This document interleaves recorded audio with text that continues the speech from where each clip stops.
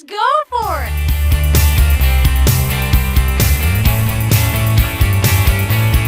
I like the dark stuff. Give me the dark stuff.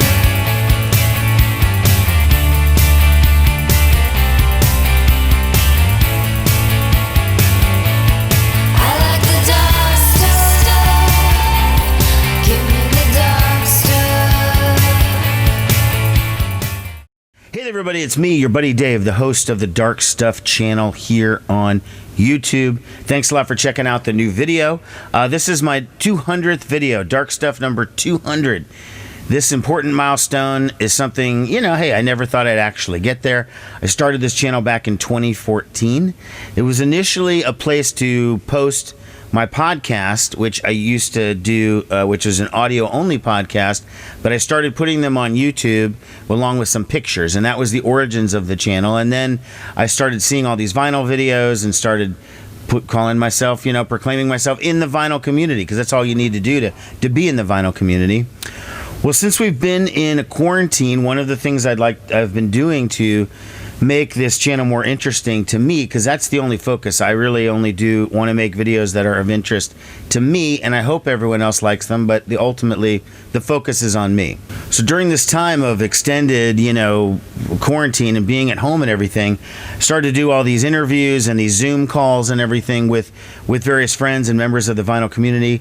And so I thought for my 200th episode, let's get a couple of them all together and just do something, pick a topic. And we decided to pick 2 records that really changed our lives in a significant way. And here is the discussion. So we're here. We're going to do my 200th video for this channel. 200? And that's a lot of videos over a lot of years. But anyways, this is 200. So I wanted to do something cool. I wanted to get some of the people that I've been talking to on these other videos and put everybody on one. So basically, like for this one, I just thought it would be cool to just talk about records that changed your life, Let's just go in order. Let's start with Joey. And let me hear your first album of your, we're going to do the quarantine stuff last. So the first one the album that changed your life. The album that changed my life would Justin be... Bieber. Oh, sorry. Yeah. It just recently changed my life. Unplugged. What a whirlwind. It was Green Day's Dookie album. That was kind of the album that took me out of the radio hits. All I listened to was whatever was on the radio. And hey, there it is. There it is.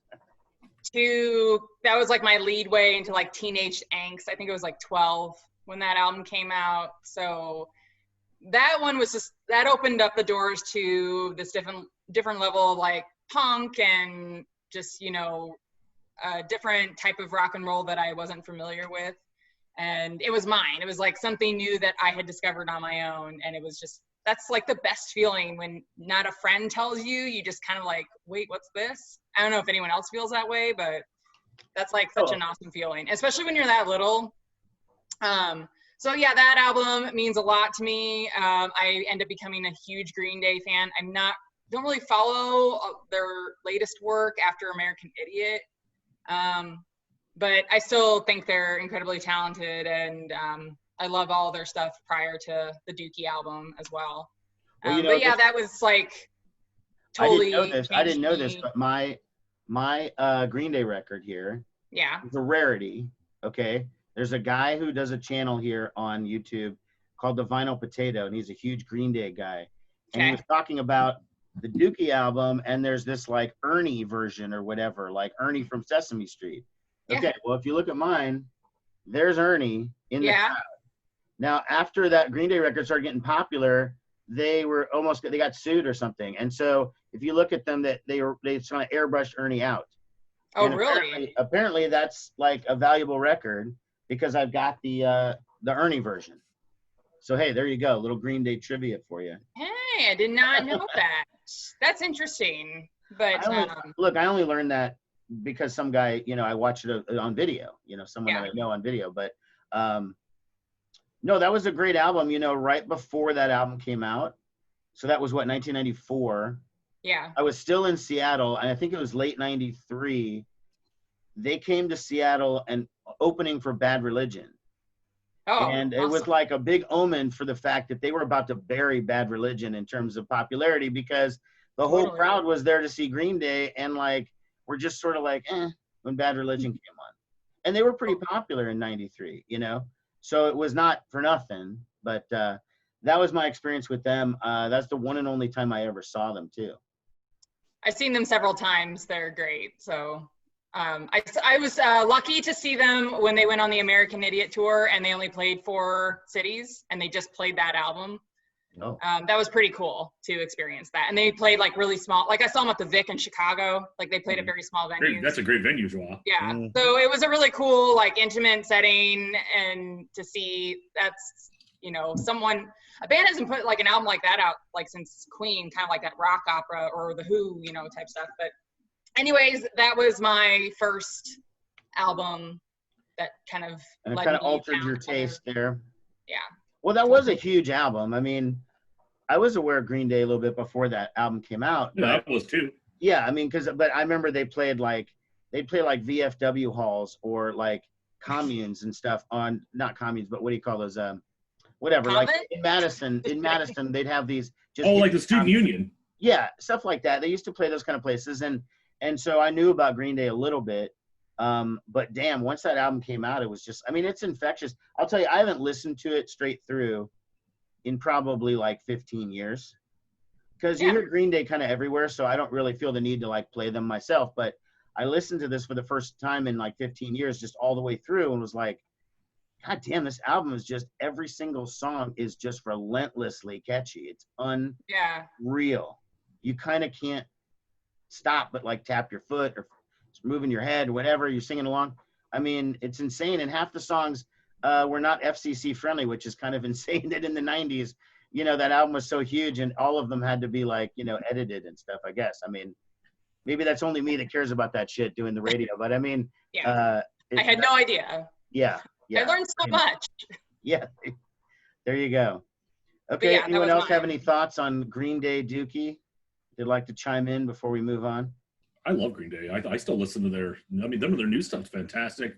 Their albums like that came out after Dookie, they're great. That album Warning is fantastic. I listen to that all the time. That's a good one, yeah. It sounds like a Kinks record, kind of. And then that album, they did like a Kiss thing. They did like Uno Dos Tres. They had 3. Right. That Billy Joel Armstrong one, the Uno, is like amazing. I never heard it. It's like every song's good.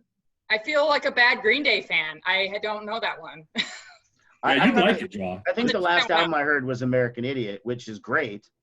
And then I feel like I've heard songs after that. And that was more than 15 years ago, I think, when American Idiot came out. Like, that's not even new. Yeah, I feel so old when you say so that. there's a lot of material that they put out that I just have I really like the new record. The new record was produced by Butch Walker, who I am a huge fan of, too. Oh. I have it. I haven't listened to it yet. I haven't listened to it. Yeah. Is it like that radio? Was it Revelation?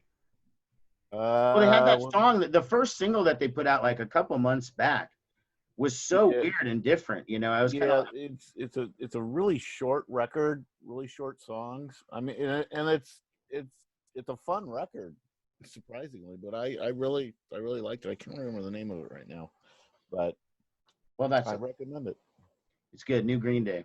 Father of All. Yeah, Father of All, like motherfuckers or fuckers or something like that, and they just blank it out for that. Okay. That is the newest one. Oh, Yeah, the single was weird, and then they went out on a TV show. Must have been pre-quarantine even, months ago, because they played and there was an audience and stuff. Yeah, they did a show at the Whiskey that they were going to do a big tour with they were doing a stadium tour with Blink 182, wasn't it? Well, was it? Yeah, it was Blink 182 and that one other band with Pete Wentz. Fall Out Boy. Fall Out Boy. Yeah, and it's all the same manager. Oh, there you go. Well, I would say, I mean, I understand why Green Day and Blink 182 would do a tour. I just feel like, you know, Fall Out Boy doesn't fit for me, but I guess maybe because they're 2000s and those other bands are more 90s, and at least that's how I view them, Now that you mention that, I've totally seen Green Day and Blue on tour together. Yeah, and But you know Jimmy what? Eat World was with them, so I that was, loved Green Day, but I never liked Blink-182. I never they're got hard into them. I didn't like their sound. I didn't like even their catchier songs were just like annoying to me. And Yeah, now it's like that I it's like that band never like all their. Maybe I'm totally way off base, but all their songs seem to be about like high school and shit, and like it never like grew up. right, It's they're like all still their in their songs were about 30s getting singing about hand jobs in high school or something. right. They're singing and they're in their What's My 30s and they're Age talking about Again? doing a panty Yeah. raid or whatever at the sorority house or some stupid shit. Yeah, that shit was big when I was in college, but that music was big when I was in college, but like it never progressed or something. I don't know. And isn't one of the guy like super into aliens now and like left the band? Yeah, he's the guy who's out of it. That's I true. think That one guy. the bass Yeah, player. what's his name? Tom DeLonge or whatever. Yeah. Yeah, Tom. He's like an alien conspiracy theorist guy. I'm not making that up. Yeah. That's I totally thought it was true. like something really out there, and I was like, really? Okay. That's his true own. story. Yeah. Yeah, well that is nuts, but nobody picked Blink-182, so let's move on. Matt, give me your first album that changed your life.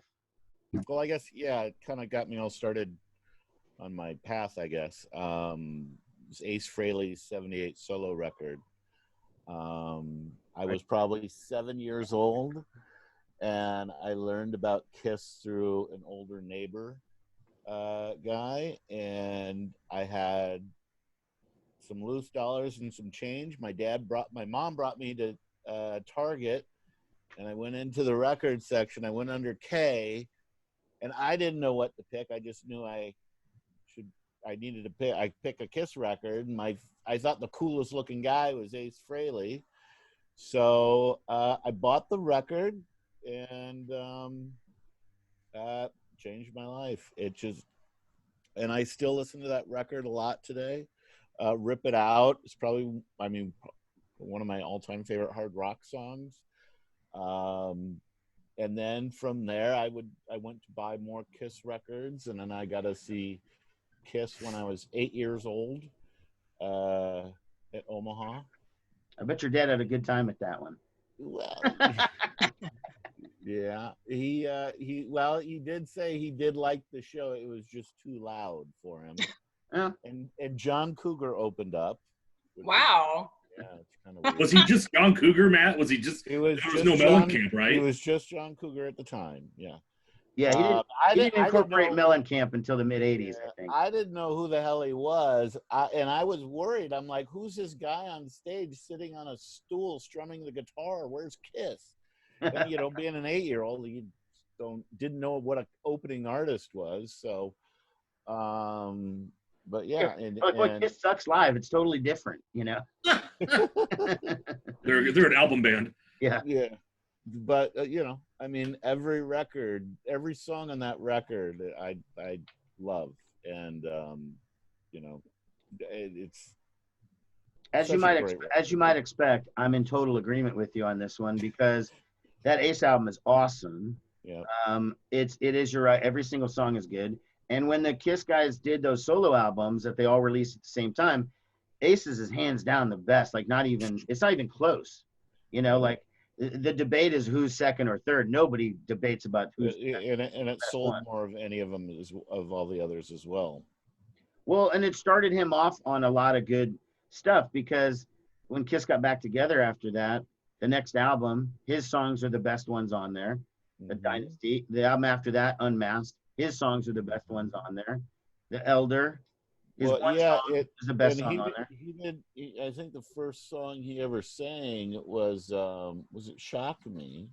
Right. Yeah. Yeah, and surprisingly he's got a great voice, and it still has held up well.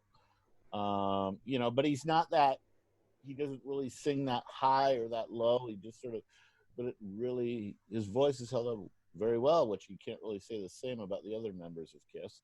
Yeah. But Well, no, it's just it changed the whole game for Kiss because the fan reaction was like Aces is the best, and I think it bruised the egos of Paul Stanley and Gene Simmons because they weren't and anymore.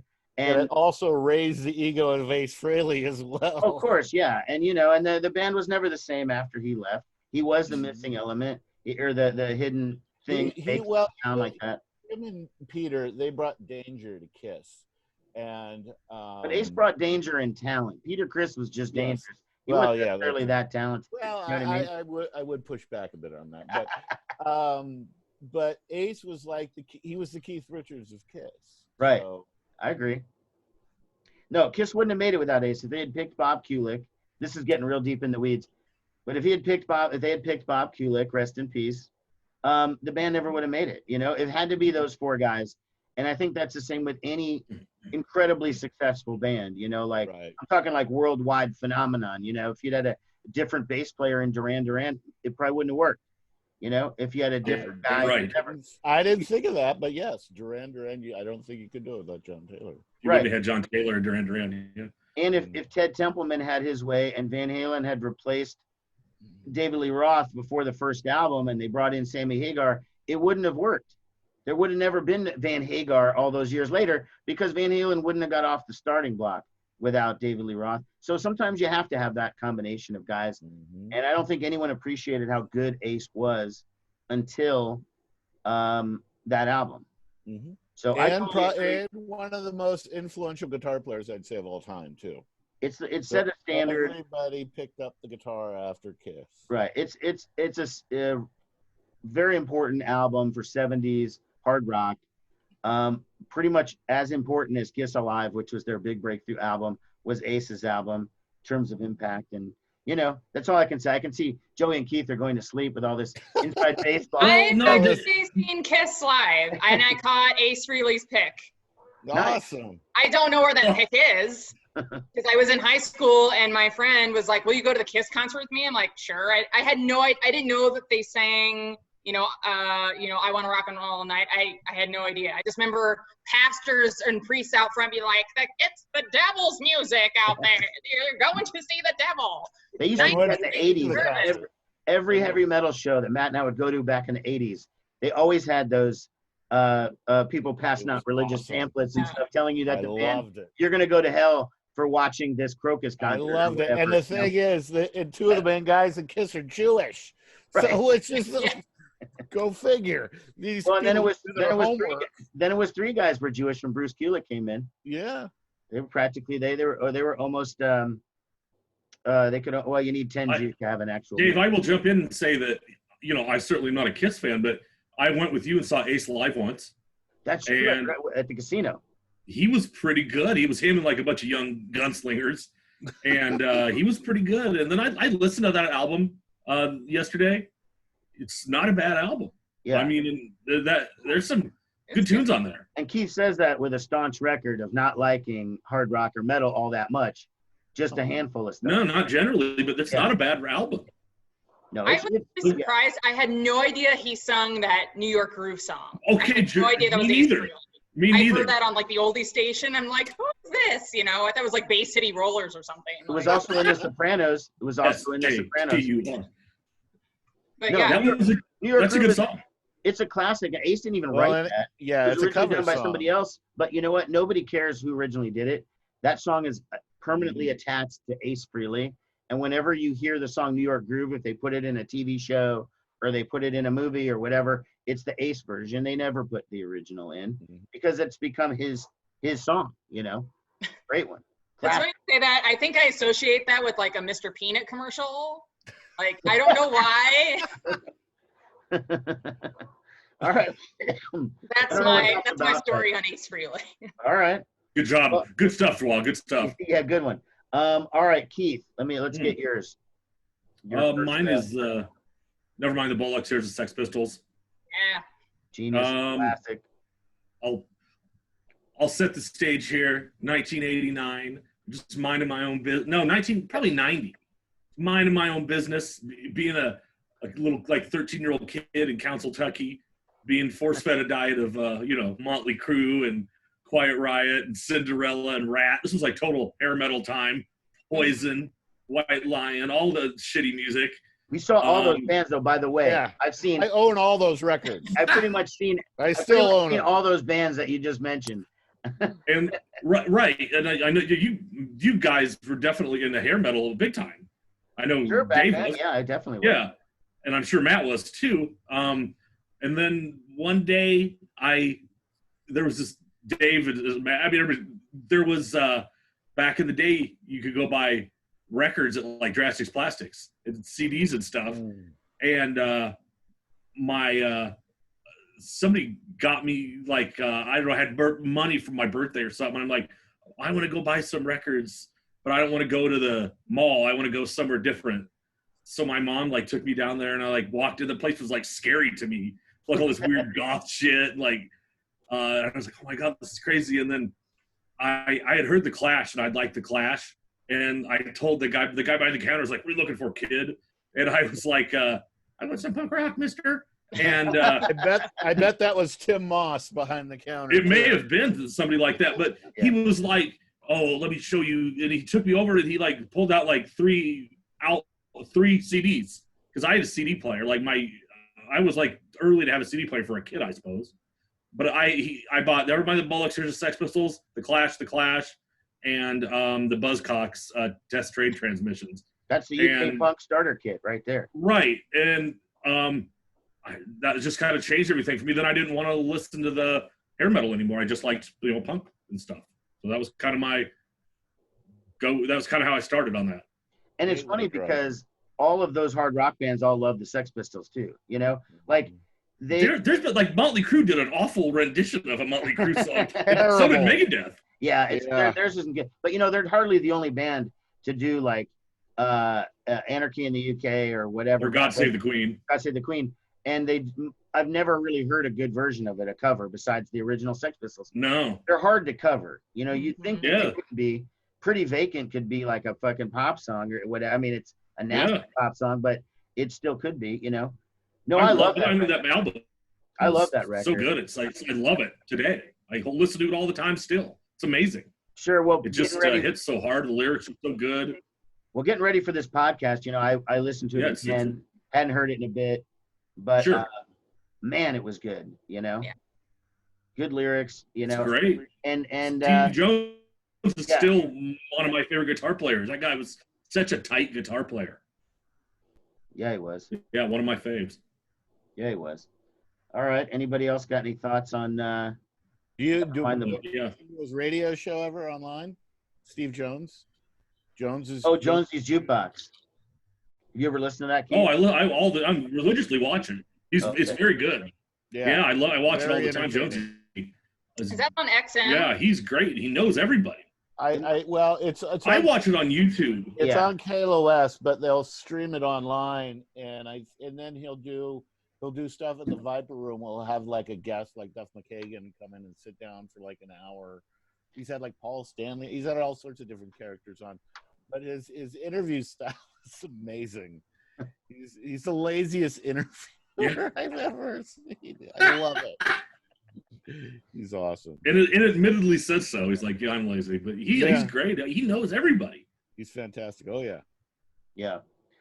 All right. I love this album. Like, I almost actually picked it too, Really? Norton, because I was like, that one was. Nice rock. I mean, I was into Green Day, but that was still poppy, radio 90s grunge. And like, when I listened to the Sex Pistols, I actually listened to it for the first time because I had to do a history report on Anarchy. And I was like, well, I want to know. I didn't really understand what they were singing about. So I was like, I'm gonna do my research, and I went and bought it, and I was like, yes, this is awesome. I love that album. It sounds like classic rock now. I mean, with a pretty wild singer, but it's great 70s rock. Yeah. So, all right, moving on. I'll give my first album that changed my life, and these guys were definitely inspired by the Sex Pistols. Replacements, Let It Be. Great. Yeah. Great record. 1984. I didn't hear of it in 1984. I was too young for that. I've heard it probably 1987, and the reason I know this is because the reason I heard this was I came into Homer's record store, the one in Orchard Plaza, where I used to go to all the time, and I had to, before I was 16, because I was still riding my bike, so maybe it was 1986, and I rode my bike to Homer's, and I went inside, was listening to this band and I didn't like it. They were playing the Replacements. And then all of a sudden their cover of Black Diamond comes on, okay, which is a Kiss song. Okay. So I'm like, whoa, wait a second. You know, I thought this band sucked a minute ago, but now they're covering this Kiss song. Like, what the fuck is this? And I went up to the counter and they told me what it was. And I bought it just because of the Kiss cover. Mhm. And initially I didn't really like the rest of the album, except for that one song, you know, because at first it just didn't, I was more into heavier stuff at that point in 86. Like I said, I liked all that, you know, Rat, Motley Crue and Kiss and Van Halen and stuff. And so I didn't really care for it at first, but over the course of the next couple months, I started loving that album. And then Pleased to Meet Me came out, which was a couple records later, but that was the first time I got into them with like a new record. And it just reinforced my liking the band. And then what it did was it kind of changed the course of my like music listening. Like once I started getting into the Replacements, I could see they're influenced by Kiss and the Stones and that sort of thing. But I thought that a lot of that hair metal was starting to get really repetitive and really boring. And I wanted something different that had a little bit of an edge and had a little bit of something, you know, and I was getting older. So it maybe wanted to have something to say, lyrics that weren't about chicks and partying and whatever, just kind of about some different stuff. And so I would say that album set me on the course of then giving an ear to bands like, you know, X or Jane's Addiction, Living Color, REM, you know, whatever were the sort of alternative bands that were around at that time. It made me much more willing to give those bands a chance. And then my taste in that kind of hard rock from the 80s sort of froze at that point, like 87, 88. I still like all that stuff I liked. You know, I still like the early Motley Crue. I still like the early Rat. I still like that stuff. But from that point forward, I didn't really care what any of those artists did. And my whole music taste went to, you know, the Pixies and, you know, Jane's Addiction and just the whole 90s thing. It went, but that's where it started. And if I hadn't heard that Kiss cover when I went into the store, with total coincidence, who knows? I mean, I feel like inevitably I would have gotten into this stuff maybe later, but who knows? Maybe that chance encounter of being in the store at the exact point where they're playing a Kiss song by the Replacements changed the whole course of my musical direction. And then I started an independent label and all these things. I wanted to find the new Replacements. You know, that was my whole goal in doing the label, was I want to find the next Replacements. Never did, but you know, that was the point.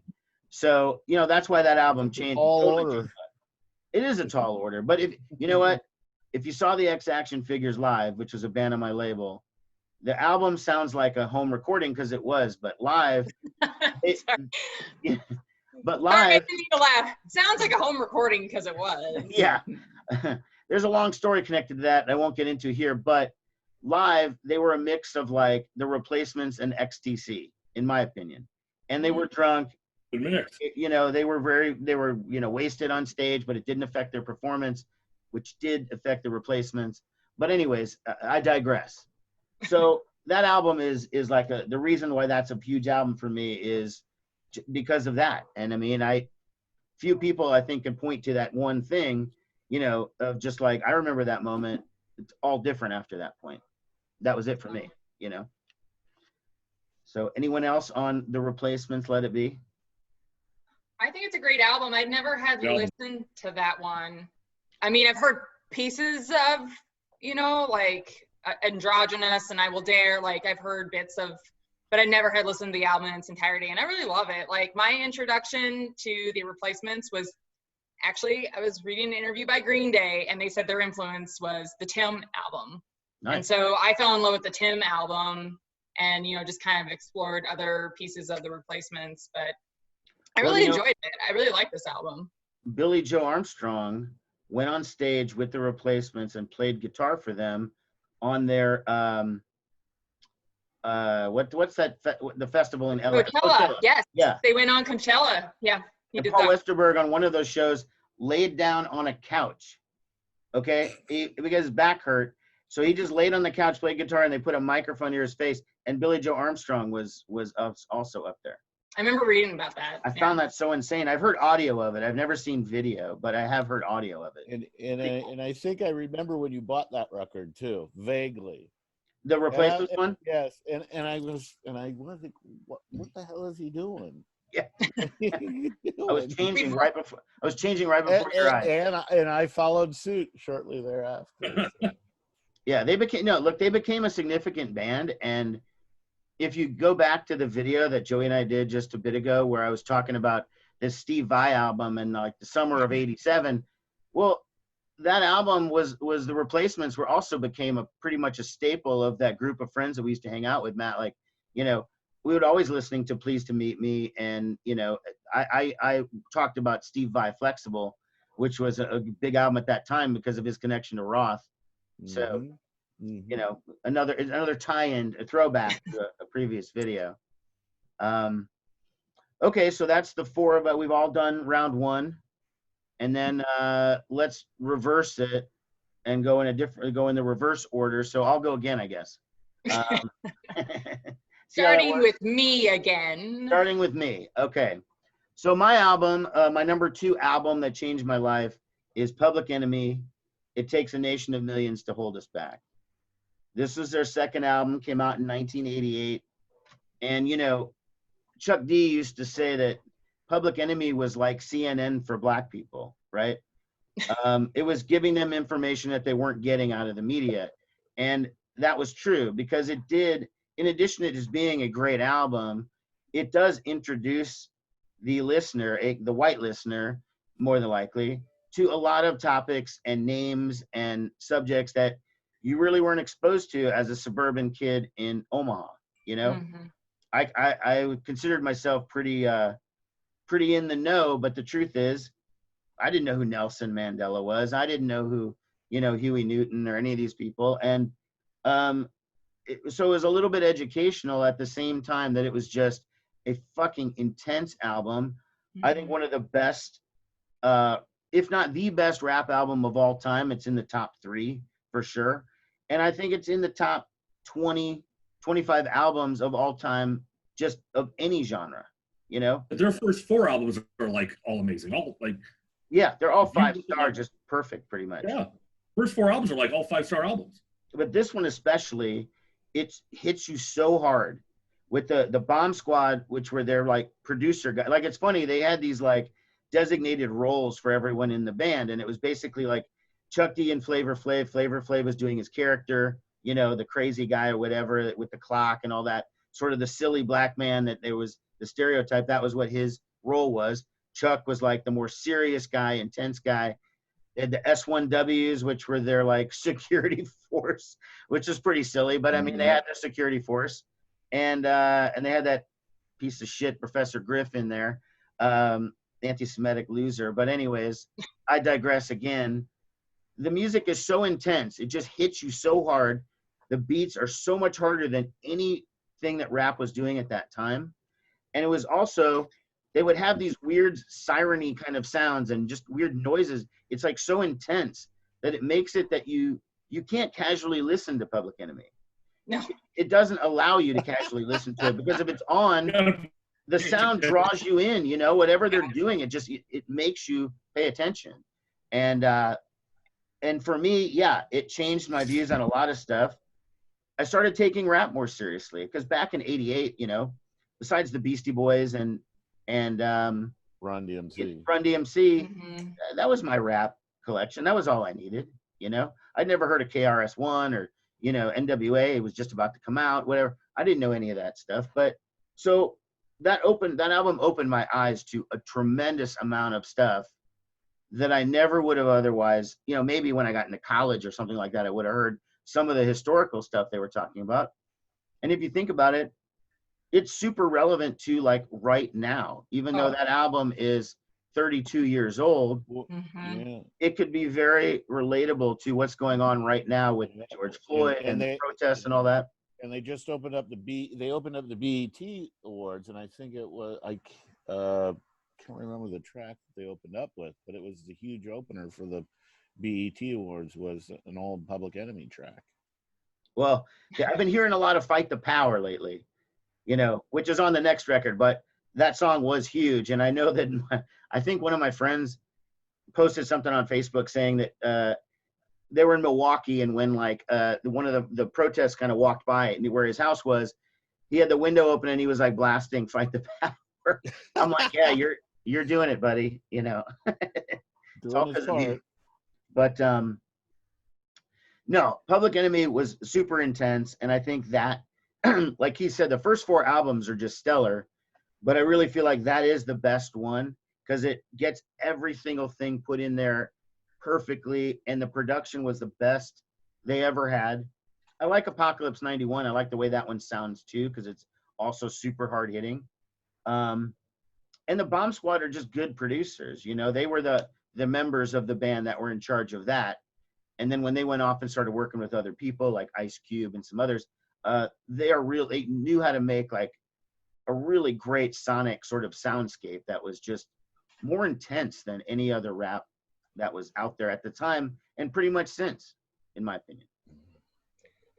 Yeah, when you say you can't listen to it casually, you really can't, because that's what I was doing when I was going through all these albums, just, you know, playing them. I have this album, but I bought it because I feel like it was something I had to own, just for the sake of music, you know, just how they changed rap music. And it's totally not anything like, you know, what I grew up with, which was like Coolio, Tupac, and, you know, I wanted that history. And I think I read something somewhere where the Clash was like a big influence on them. I don't know if that's correct, but I think I could see that. I could totally see Political. that. Yeah, and I was totally getting into punk at that time. So I was like, I need to hear like this reference and this inspiration. And yeah, they're totally political, but yeah, it's very, I haven't heard anything, I don't listen to a lot of rap, but it's just so in your face. And I don't really hear that often. I like Chuck D's voice, just frankly. It's that booming, like, whatever he's saying, you know, which is usually something pretty significant and pretty cool. But no matter what it is, Dude, nobody sounds like him. No, I mean, he could be like rapping the phone book, and it would still sound pretty cool. Like Chuck D. Yeah, yeah. I mean, he's got a great voice, and I do love Flavor Flav. I mean, take out the time where he was a reality TV star and, you know, that kind of stuff. Oh, He's great on stage. At the time, when he was reality. show. He was, yeah. It was pretty lame. I tried to block that out of my memories. I saw him at Riot Fest, probably like, I don't know, whenever the Replacements were there, so 6-7 years ago, and they were one of the highlights of the whole festival. Public Enemy was still great, you know. I don't know about their newer albums. I probably haven't heard one in a while, but no, this one is just, I mean, every fucking song. Don't Believe the Hype, Bring the Noise, the original one. Dave, Louder Than a Bomb's on there. That song's awesome. Yeah, Louder Than a Bomb, Mind Terrorist. She watched Channel Zero, where they sample Angel of Death by Slayer, which is really great. Night of the Living I didn't know that. Bassheads, Black Steel and the Hour of Chaos, which is really relevant to today personally. And yeah, Prophets of, I mean, every fucking song on there. That's such a solid album, man. Oh, there you go. Changed my life. Great one. All right, Keith, let me hear your number 2, your second one. My second one I picked was Soul Mining by that album. I always liked the I think you know, the really is an English band with just one guy, Matt Johnson, and he has a revolving cast of people. Like Johnny Marr's been with him before, and is Johnny Marr on this one? But is Johnny Marr on this one? Soul Mining? No, Johnny Marr's not on this one. Okay. No, this album came out in '83. This is Johnny Marr would have been just like early Smith Johnny Marr. Okay. But this album I love. I think that's fantastic. But I think he's an amazing songwriter. I picked this album because this is the album that like made me start paying attention to the lyrics a lot more. I think he's a fantastic songwriter, and so this album, just like I said, for that reason, lyrically, I think the guy's a genius, and this album definitely had a big effect on me. I listen to it still all the time. I have it on vinyl, but I have it in, you know, any format I can have it. But I listen to it all the time. It's really good. I think all their albums are really good. Total mix. I don't know how he was able to mix like dance pop and punk beats and like almost poetry and the stuff. But that's why I like it. That's why I picked it. Well, I'm not saying I'm a huge fan of the or anything, because I'm not, but I've always been curious. I know a lot of people that are into them. I was familiar with them mostly because I heard of the Johnny Marr thing sort of later. I didn't realize they had started out that early in the 80s. I thought they were more. He started out like in the late 70s. Oh, see, I had no idea of that. I thought that was a 90s thing.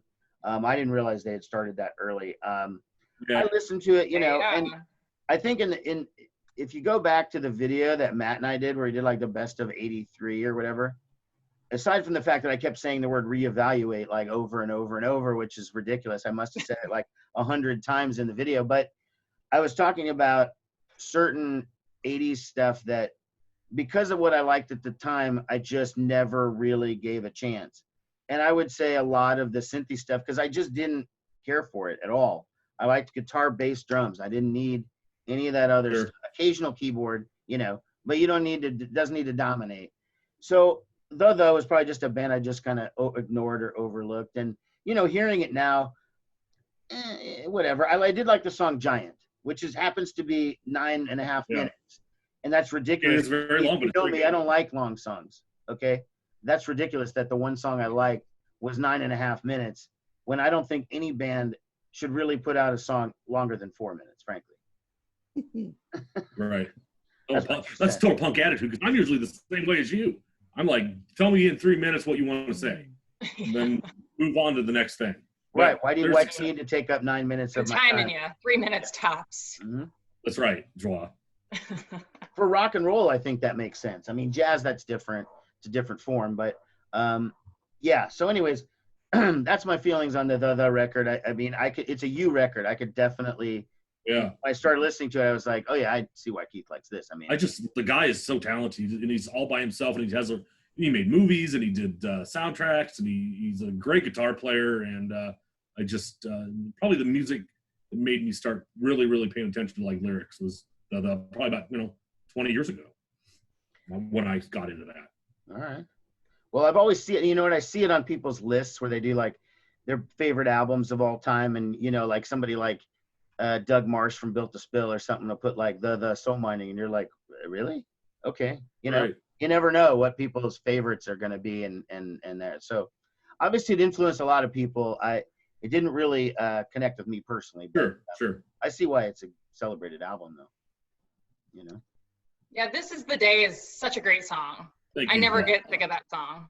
But I never heard the album, and I was kind of surprised. I wasn't, it has just a really unique sound, and I wasn't, compared to that song, This Is the Day, it's not really, I feel like it doesn't really go with the rest of the album. Yeah, that song's not representative of that album. Yeah, it kind of threw me for a loop. I was like, oh, like, so I wouldn't say I really got into it, but I do love that song. That's such a great song. All right. And I know Matt's thoughts on it, so he doesn't really have to comment. Oh, no. But we can move on to Matt, and we'll go with your second record. All right. Okay, which I know what it is, and I'm gonna let you start. Well, it's a little record by Here's mine. Yep. An Appetite for Destruction. Wow, you have it with the sticker. Well, okay, so this is in a frame. I didn't want to take it out.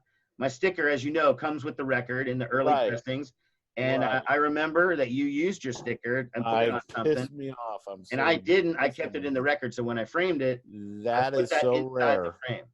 So there you go. I mean, they maybe only had 30,000 that were pressed of that. You got one right here. Yeah, there you go. And I stuck mine. I originally read about Guns N' Roses in Hit Parader, and they were like a rock on the rise, a band to look out for. And I ended up buying the record the week it came out, that version with the Robert Williams painting as the cover. The so-called the rape cover. Well, I call it the Robert Williams cover. Right, it's better to call everybody it that. else call it the rape. It's a big cover. turnoff to call it the rape cover. I mean, Exactly. frankly, Oh, that one. right, you know that one. Well, my grandma has that in her on the radio. So I literally remember going home and putting the record on my turntable and laying on my bed and listening to it for the first time. I remember I guessed it. It was in fact 33 years ago this week. That's the anniversary of the record was it yesterday or the day before? So I've been seeing it all over the internet, probably within the last. yes, and ironically today is Slash's birthday. He's 55 years old today. But I mean that record, it changed my life, and it changed the way I looked at music. Because up to that time, a lot like David, it was a lot of, I hate to use the term hair metal, but lack of a better word, it was a lot of those types of bands. And, you know, a lot of people lump Guns into that, but I hear so much more than that from listening to that record and reading about because when I was really into a band or a record, I'd go back and I'd want to know what they were into. So I'd read about like how they were in the Rolling Stones and Hanoi Rocks, which was a lot like what Izzy was into, and Axl was in the Nazareth, and Duff is into a lot of punk rock bands. He comes from the punk rock world. So it opened my ears because I never really got into punk rock before, but in there I got into the Ramones and the Sex Pistols and the Dead Boys and all that sort of stuff. And then through the blues stuff, like I was obviously already aware of the Stones and liked some of the hits, but then I dug deeper into the band, and then I got into blues music from that, got into Muddy Waters and all that sort of stuff. And it really sort of opened my mind, have more of an open mind towards different genres of music other than the stuff I've been listening to for the past 5 or 6 years. So it really opened my mind musically as well. And I hear there's so much going on in that record as far as you can hear different influences in there, from punk rock to blues to metal. It's all over the place, but it's very cohesive. I mean, you know, we all know the record, but it's just my own personal experience with it. No, if you were alive in the '80s, you knew the record. I mean, there was no way you could quit it. Yeah, and it's one of, you know, arguably one of the greatest hard rock records or rock records of all time. And if you go see Guns N' Roses, you see people there from my age and older down to 12 and 13-year-olds. So they're a multi-generational band, and in that record, you know, has touched so many people. Well, I love it. It's a great album. I was with you there getting it, you know, early on. Obviously, you see I have the sticker, you know. Yeah. So that's my bona fides as far as. And that record's 33 years old right there. Heck yeah, it is. And no, I loved it from the beginning. They were kind of lumped in as hair metal, and there were pictures of Axl Rose with his hair teased up, and, you know, I think that was the Hanoi Rocks influence. So. Right, you know, but if you heard them, I mean, Guns N' Roses compared to Poison, I mean, there's like no comparison. Guns N' Roses are like, it's like they're fucking beating the shit out of you, and Poison are like trying to dance around, and, you know what I mean, there's just like no comparison. And you felt a little, at least, I mean, obviously now you hear it, but you felt a little bit dirty after listening to it, like you just came out of the, you know, the gutters of the streets of Hollywood or something. Well, and Axl Rose is legit scary, like, because he does seem like he could just fly off the handle and want to kill you or something. Yeah. And, you know, there's that interview. I think was like a concert until 3 hours late. Well, he doesn't do that anymore. He doesn't do it anymore. That's right. But, you know, back then, I mean, I remember, I think it was their first time on MTV, and it was with some VJ I'd never seen before, but like they were talking, and all of a sudden, and they were like drinking while they, you know, a bottle of liquor, like while they're on MTV, and they just seemed like scary. Like, you know, if you encountered these guys in real life, like, you cross the street, because they just don't look like dudes you'd want to mess with. And then they tore down the whole set, you know, and fucking smashed everything and whatever. I remember the interview. And I was like, what is going on with these guys? But they did definitely have a presence, Dave. You're right. I mean, right, and you're just drawn to them. They had like the Sex Pistols thing going on. They were like scary people, kind of. I agree. They were. I agree with that. And you know what?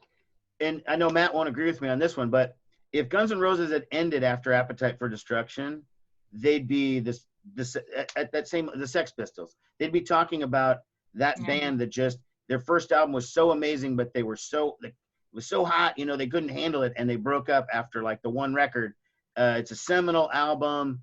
It, you know, everyone in the world likes it. It's one of your, if you got 20 albums, you better have that album in your 20.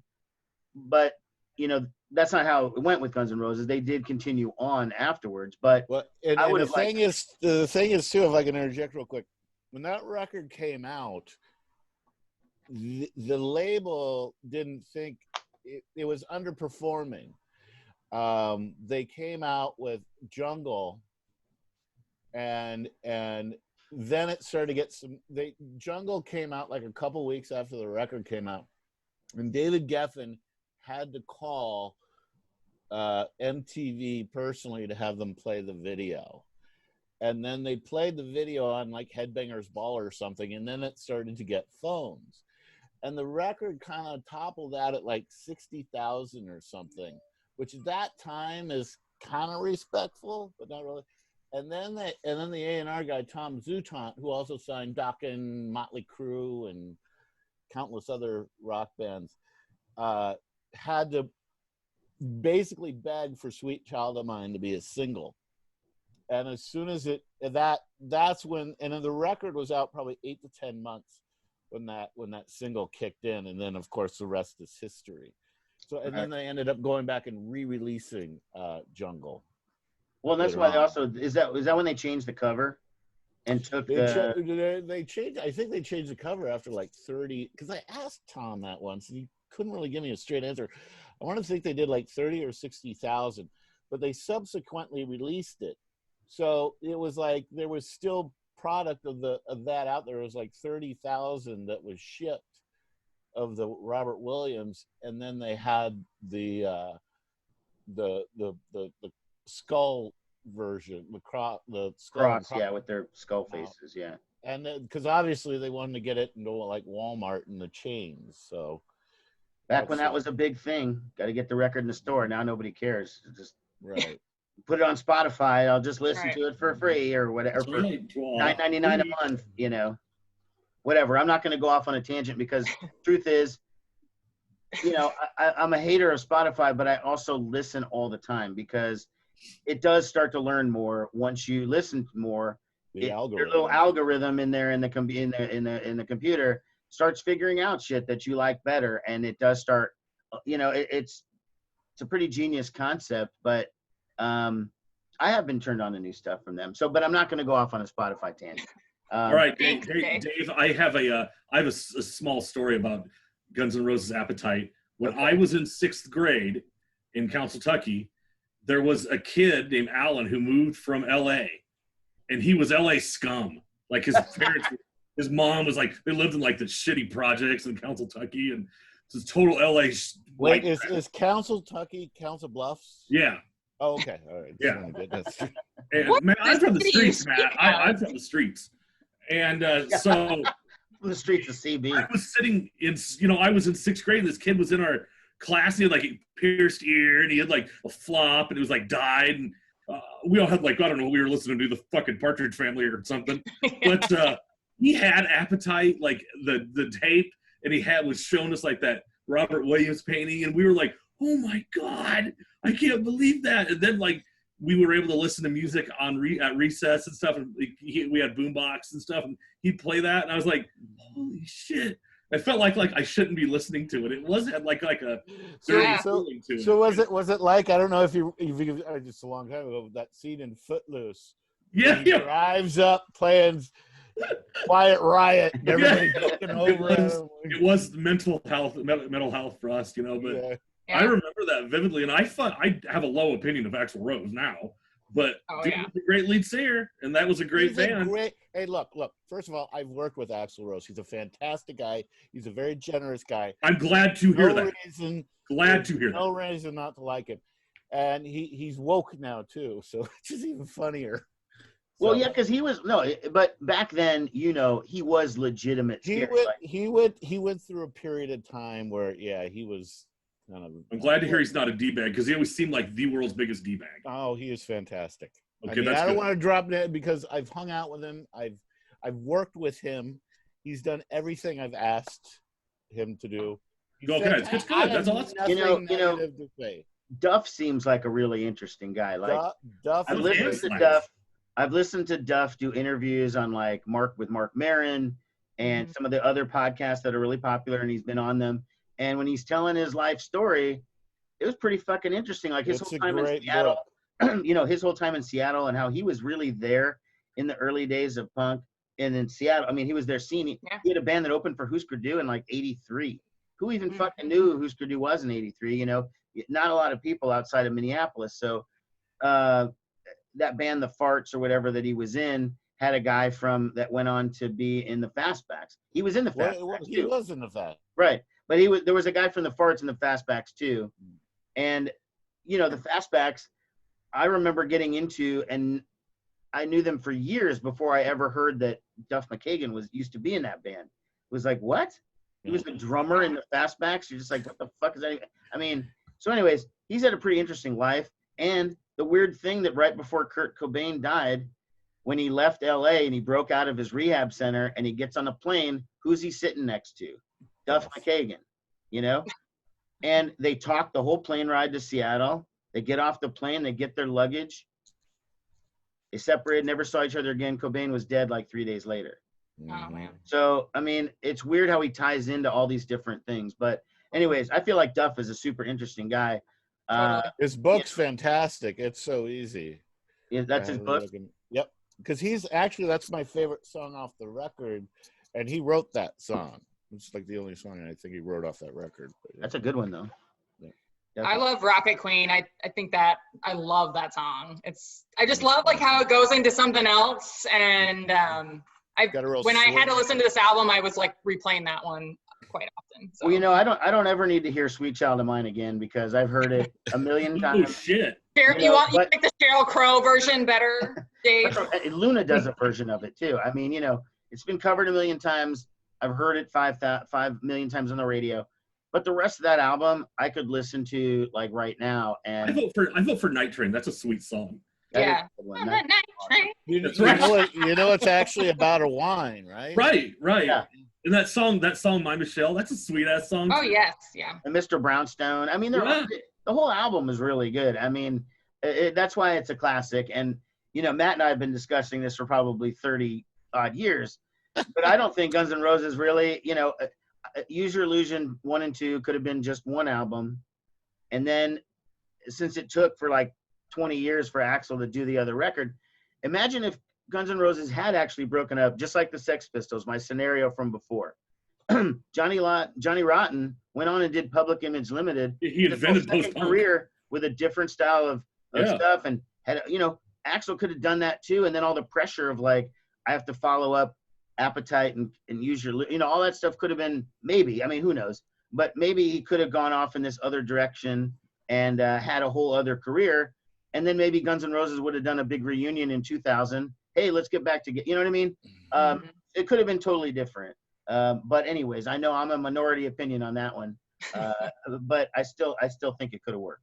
As Guns N' Roses fans, do you guys like Use Your Illusion and Spaghetti and stuff like that? Do you think those are good records?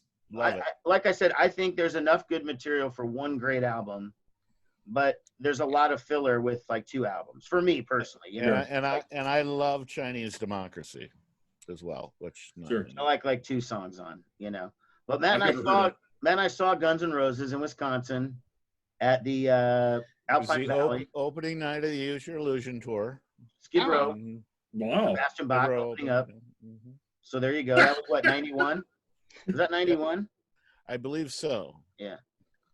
So there you go. Well, the tour started before the records came out. Yeah.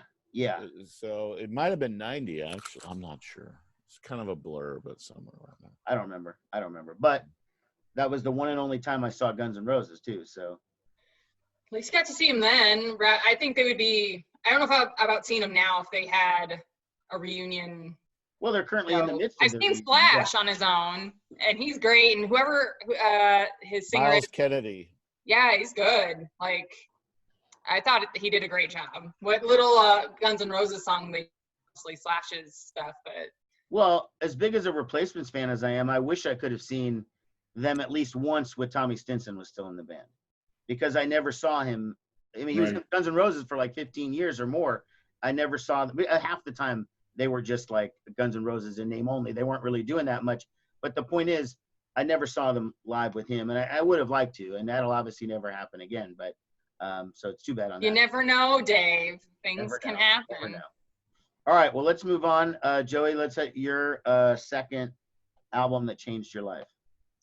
Well, it's a compilation, David Bowie Possibly the compilation. best compilation ever. Wow. It is? Fuck, it's amazing. Oh, I think you were just being. I didn't. No, I'm not.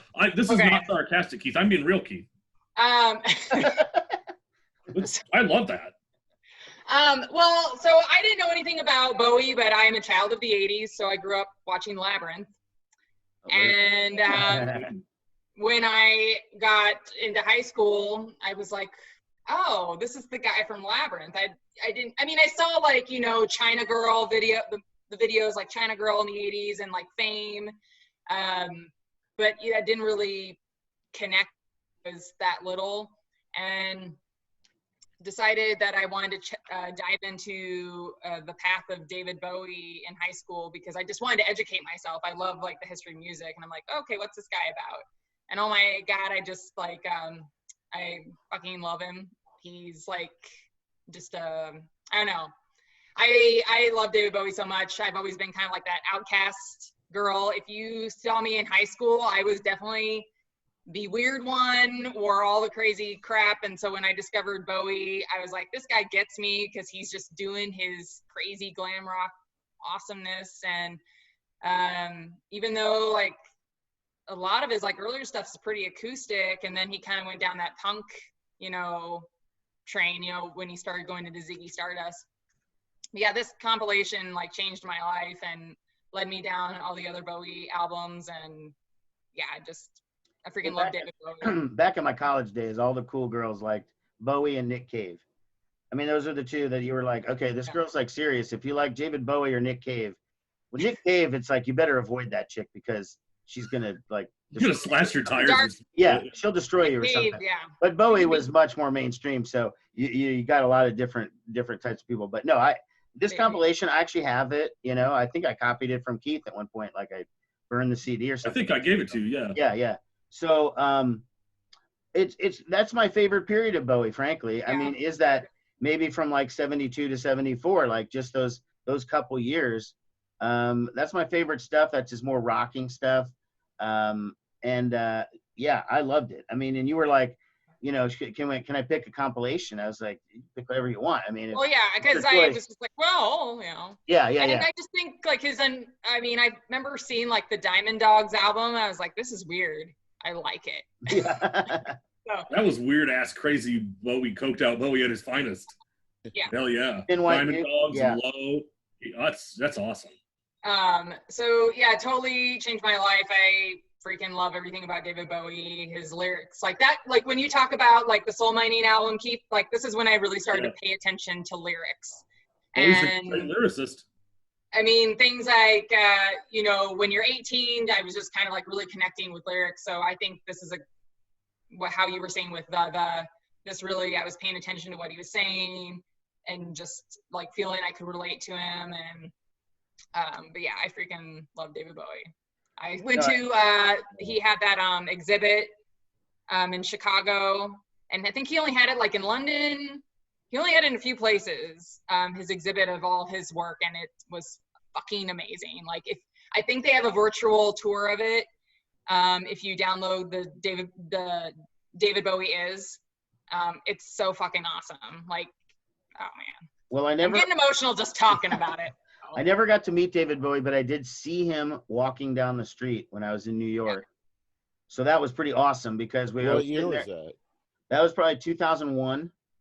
I was there for I was in New York City for my cousin's wedding, and I took an afternoon and went and hung out with a college friend, and she's like, meet me at this bar or whatever, and I said, okay.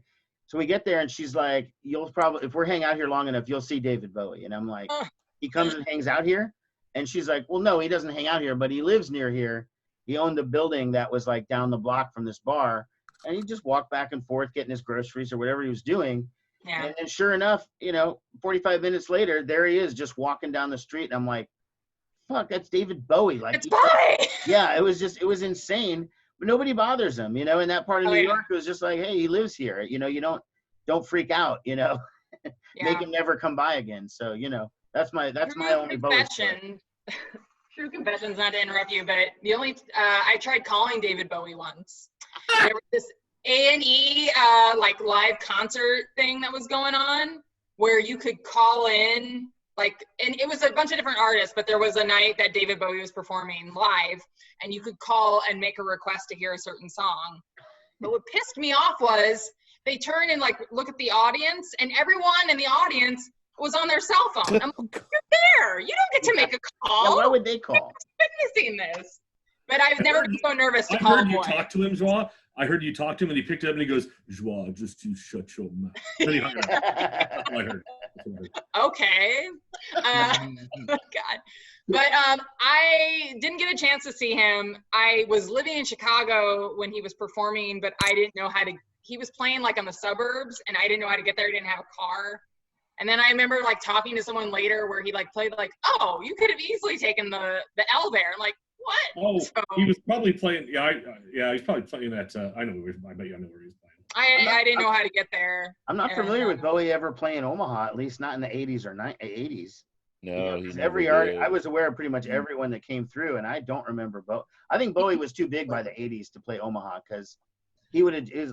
Let's Dance made him such a fucking mega star. I think he was Yeah. doing stadiums with that Yeah, tour. there was no place he could have played in Omaha. We were too much of a B or C market for him, But in the 70s, I wonder if he played here at the Civic Auditorium at one point.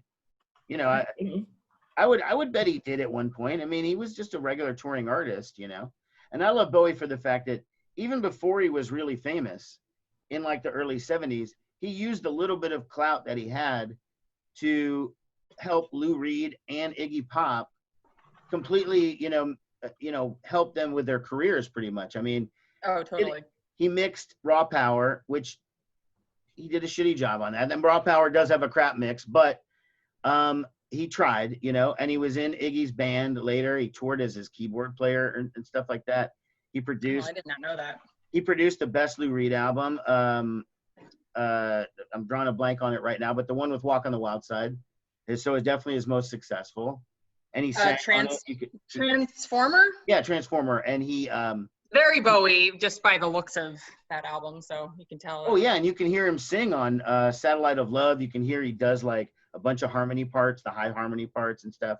And no, so I love him for that, and he is just pretty much generally great. Yeah. And coincidentally enough, his Slash's mom was a costume designer who did Bowie's stuff on the Great White Duke tour. And they actually kind of dated. True. Yeah. Nice. Mhm.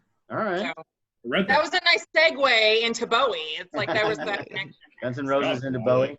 Yeah. Okay. Yeah, so Well, we should probably wrap it up here, but this was great. Thanks everybody for doing my 200th Thank you. video. And all right, I hope you dug that. We ended up doing a second video, which is where we talk about stuff that we discovered while we've been in quarantine. So that video will be coming soon. Same 4 characters that you just watched. I hope you liked this. Please leave a comment. Let me know that you watched it and what you thought was the best parts. Thanks a lot, everybody. Take care.